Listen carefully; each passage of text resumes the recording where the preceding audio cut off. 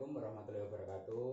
Perkenalkan, saya Didi Aditya Putra, NIM 58 dari Teknik Geologi angkatan 2018.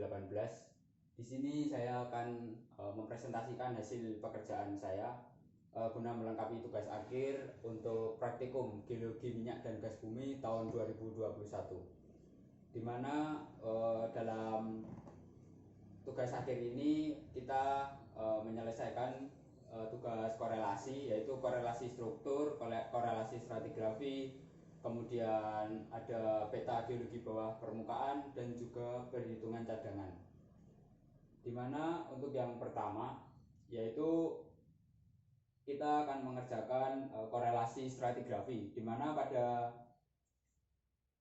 gambar di dinding ini korelasi stratigrafi terletak di bagian bawah, dimana yang di hadapan saya ini ada jalur 1 korelasi stratigrafi.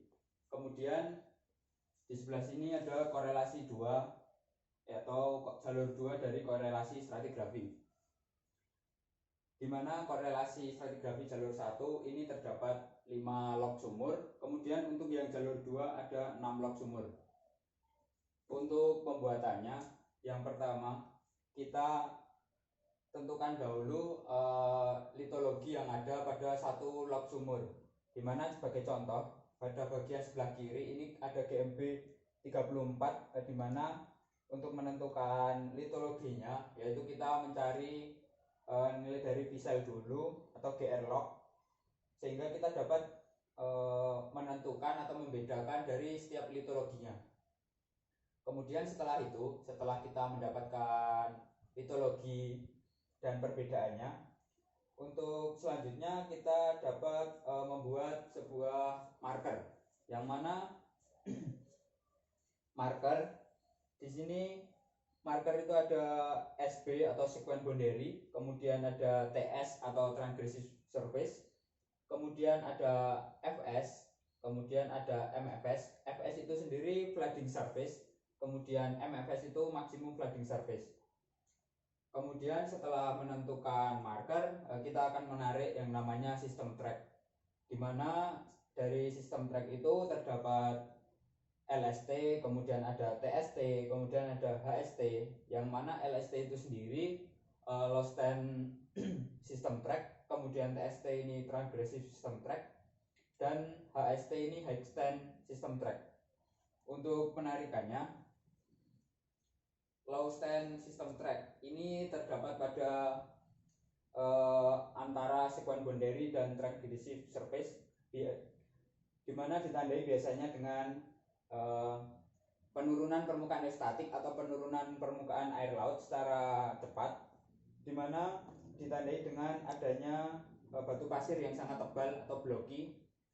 Itu disebabkan karena proses regresi, di mana dalam proses regresi tersebut itu ada suplai sedimen yang konstan dan cenderung berlangsung lama, sehingga menghasilkan batu pasir yang sangat tebal.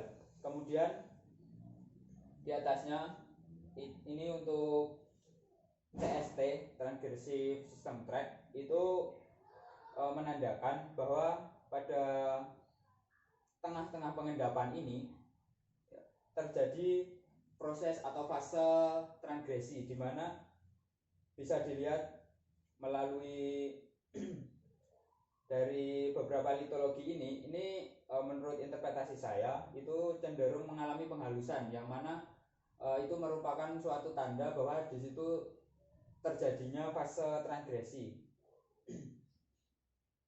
Kemudian untuk di akhir dari pengendapan suatu formasi itu ada sistem track, yaitu HST atau high stand system track. Itu biasanya ditandai dengan adanya progradasi atau pengkasaran dari butiran atau pengkasaran dari litologinya, yang mana pada bagian ini bisa kita lihat di sini ada litologi batu serpih atau batu lempung, kemudian mengkasar menjadi batu pasir. Nah, hal itulah yang kita bisa katakan progradasi. Kemudian kita akan berpindah ke korelasi struktur, yang mana untuk korelasi struktur ini itu perbedaannya, jikalau di korelasi stratigrafi untuk mengkorelasikannya ini berdasarkan marker MFS. Mengapa menggunakan marker MFS? Dikarenakan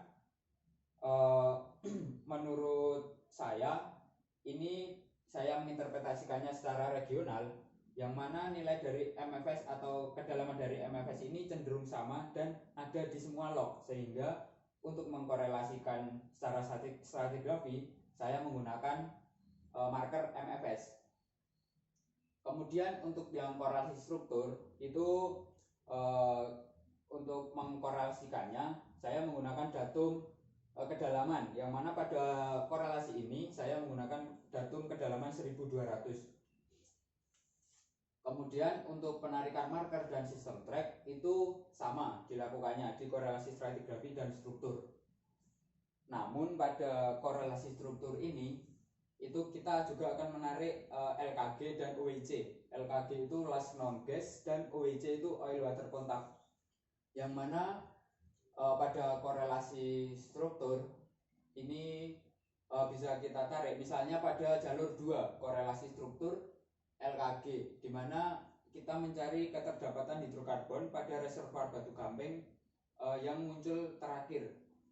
Kita lihat bahwa seperti urutan pada sumurnya dari GMB 47 sampai GMB 45 itu kan cenderung menurun, sehingga dimungkinkan bahwa dari LKG itu berada di sumur 45 karena posisinya paling dalam. Yaitu di sini saya menarik LKG pada kedalaman 1237. Kemudian untuk OEC yang lebih jelas bisa kita lihat pada jalur 1 korelasi struktur, yang mana kita menginterpretasikannya itu berdasarkan bisa dari log SW, di mana di sini terdapat warna biru dan putih. Warna biru ini menunjukkan si oil, kemudian yang putihnya itu water, sehingga ketika pada log SW terdapat suatu ekspresi yang sangat mencolok, itu bisa kita sebut atau bisa kita tarik, disitulah kontak antara oil dan water. Di korelasi struktur ini saya menarik OEC pada kedalaman 1302. Mungkin kemudian selanjutnya untuk yang korelasi tegak lurus.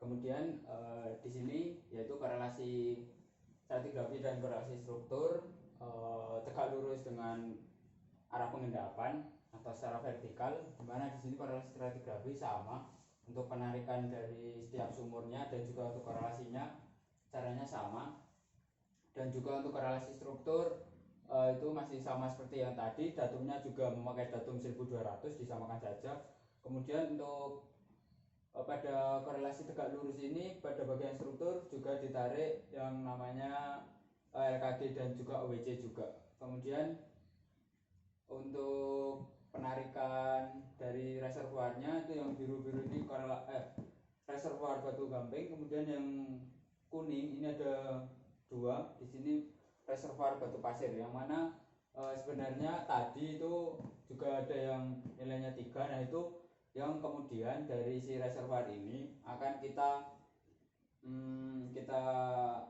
kerjakan secara lebih lanjut, yaitu di peta geologi bawah permukaan. Memasuki ke peta geologi bawah permukaan, di mana pada bagian yang di depan saya ini reservoir batu gamping. Kemudian yang di bagian atas sebelah kanan ini ada pekerjaan untuk yang reservoir batu pasir. Kemudian di bawahnya ada perhitungan cadangan dan juga ada sayatan untuk reservoir batu gamping dan juga batu pasir. Di mana untuk yang awal ini reservoir batu gamping, pertama kita akan mencari peta top atau membuat peta top structure dan juga bottom structure, di mana kita melihat dari kedalaman pada korelasi struktur yang mana tadi sudah dijelaskan. Kemudian dari kedalamannya itu kita plot di titik-titik sumurnya. Kemudian dengan titik sumur itu kita buat triangulasi dan juga kita akan mencari titik-titik dengan kedalaman yang sama. Nah, dari titik kedalaman yang sama itu nanti kita akan saling hubungkan. Kemudian dari situ kita akan mendapatkan kontur. Kemudian pada peta top structure dan juga bottom structure ini diplot juga fluida yang ada atau hidrokarbonnya, yaitu LKG, di mana yang berwarna merah putus-putus ini merupakan LKG, di mana kedalamannya dari LKG itu 1237 diplot. Kemudian untuk selanjutnya setelah membuat peta top structure dan bottom structure itu kita akan membuat peta netrest.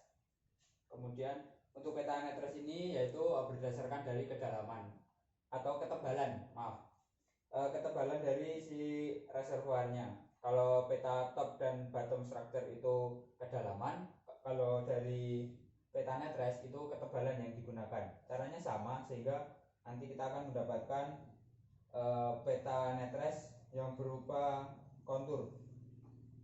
Setelah mendapatkan peta netrest, kemudian kita akan melakukan plot yang namanya peta fluid contact, di mana untuk kontur yang ada di peta fluid contact ini kita bebas bisa menggunakan dari top structure atau bottom structure reservoir batu gamping. Kemudian setelah kita ini membuat konturnya ini dikalkir, kemudian kita plot. Yang kita plot di sini adalah LKG dikarenakan reservoirnya batu gamping. LKG diplot dari si peta bottom structure dan juga peta top structure. Setelah kita membuat peta fluid contact dan peta netrest, kemudian untuk selanjutnya dari peta netrest ini bisa dibuat peta facies. Nah, peta facies ini langkah baiknya disesuaikan dengan peta netrest yang dihasilkan, di mana di sini batu gamping itu biasanya terlampar sehingga bentuknya peta fasiesnya seperti ini. Setelah itu yang sebelum kita menghitung cadangan, yaitu kita membuat peta net P, di mana peta net P ini untuk konturnya ini adalah kontur dari peta netrest. Kemudian kita overlay juga untuk fluid kontak yang ada, sehingga peta net P ini merupakan overlay dari peta netrest dan juga peta fluid kontak. Dimana untuk perhitungan cadangannya kita akan menghitung dengan dibantu milimeter block. Kita hitung kotak yang ada di dalam dari fluid kontak ini. Untuk dibantu dengan milimeter block, yaitu nanti sentimeter kuadrat untuk 1 cm kuadrat untuk satu kotaknya, sehingga untuk perhitungannya kita hitung per kotak yang ada di dalam kontur dan fluid kontaknya ini, kita masukkan ke Excel, dimana dari peta basemap ini skalanya 1:250. Kemudian untuk dirubah ke dalam jarak asli itu kita kuadratkan, sehingga 250 itu kita kuadratkan menjadi 62.500 meter, sehingga sudah menjadi meter, sehingga kita tinggal memasukkan ke rumus Excel yang disediakan. Kemudian dari perhitungan Excel ini didapatkan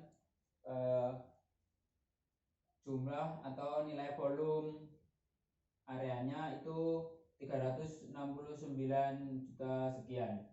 Kemudian untuk yang peta bottom structure, top structure, kemudian peta facies, peta netrest, kemudian peta fluid kontak, ada peta net P dari yang reservoir batu pasir, itu caranya sama untuk pembuatannya. Kemudian juga perhitungan cadangannya itu sama. Nah, sebelah kanan ini merupakan penampang sayatan peta net P, di mana dari peta net P batu gamping dan juga net P batu pasir kita membuat sayatan, kemudian kita buat menampang sayatannya seperti ini.